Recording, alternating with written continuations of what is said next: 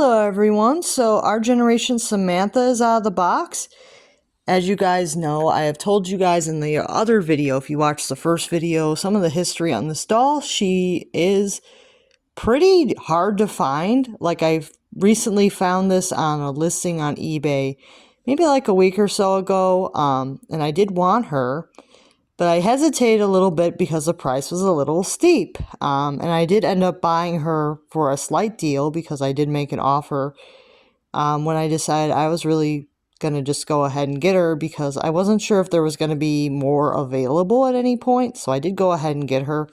She is a really cute doll. You can see that she does have these bright blue eyes. And they're kind of like a silver blue.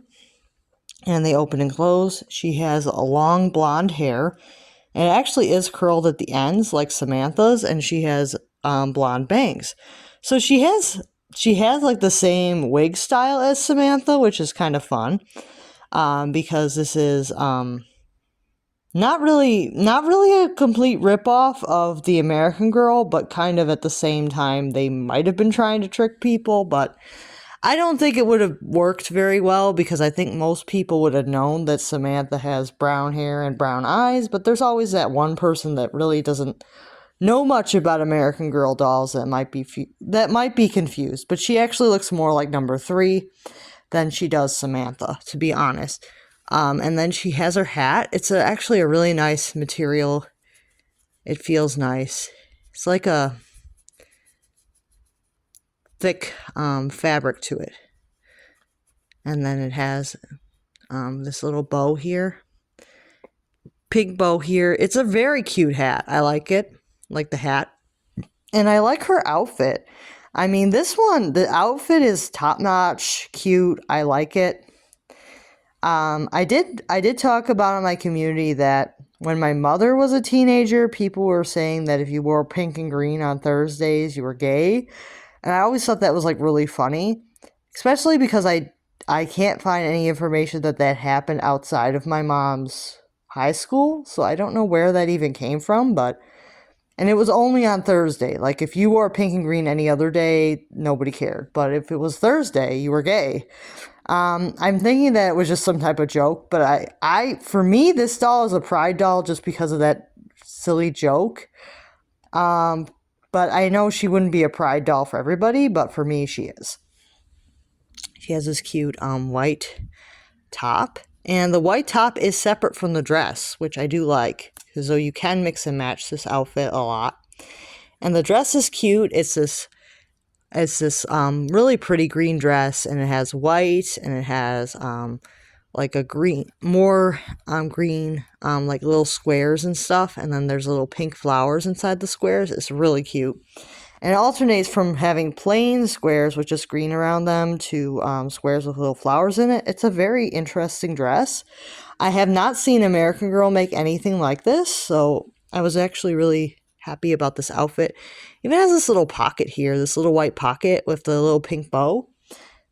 This is very 90s outfit because this doll was released in 98. Oh, I didn't cut the purse loose from this part of the dress. And then she has this cute little pleather bag with these little flowers, these little white flowers here. She's got her green shoes. They are plastic, and it looks like I have to clean them a little bit better, but they are green, and they have little straps to hold them on, and they're black at the bottom. So her outfit is really cute. She does have a wig, so the hair is a wig. It's a little dry, but overall it's not a bad wig, in my opinion. It's not like super thin or bad quality. It's just a little bit dry for the hair. And then she does have her tag that says made by Bertat with love. And her fabric is not too bad, I don't think.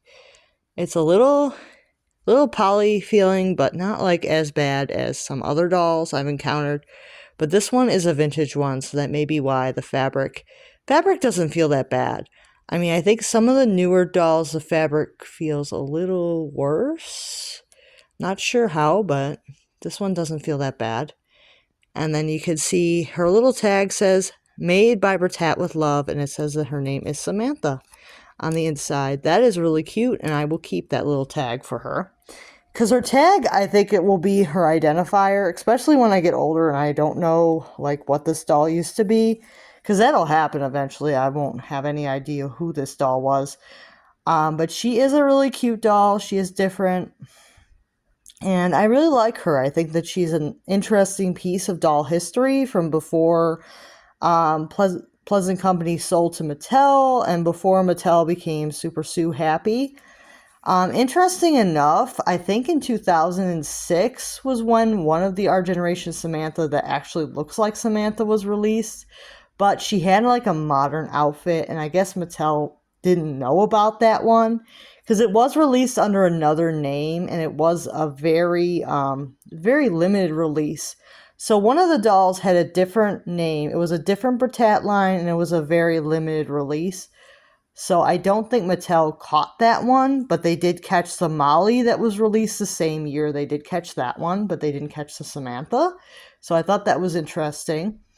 And they didn't catch these two because they came out, well, this version and the other version of the Our Generation Samantha that comes in the Lainey style meat dress, because there is another version of this doll in a Lainey type outfit that looks almost identical to Lainey's meat dress, but it's released in 1998, so technically Mattel copied Britat, which is very interesting. I would love to own all three of the Our Generation Samanthas eventually, just because I find them interesting piece of doll history. But I don't know if I'll be able to get the other two because they're not easy to get. And while I have seen the other two for sale, I have hesitated because I wasn't sure. Like, the one in the Lainey dress, I've seen her used, but I haven't seen her new. And the other one is just very expensive for what she is because a lot of people aren't really looking for these. So I wouldn't say that they're like super sought after Our Generations. I think that most people are looking for the newer dolls or the ones that they have nostalgia for. And some people are not really aware of a lot of the older dolls. And if they are, they're not like the most nostalgic dolls for them. So really depends on the collector. Some people love the older dolls, some people don't. So it's really kind of a hit or miss like anything else. But definitely there's more fans of the newer Our Generations than the older dolls. But I personally like this one. I think that she's a great doll. And she was a grail for probably maybe like a year before I actually caved and bought her. So really cute doll. So let me know what you guys think of her. I personally think that this meat outfit is one of the most iconic and one of the most cool doll meat outfits I've seen in a while. So I really think that this meat outfit is like the bee's knees, whatever you want to call it, just the cutest outfit. And that's one of the things that drew me to this particular Our Generation Samantha is this outfit. It's just like, it's one of the more unique ones.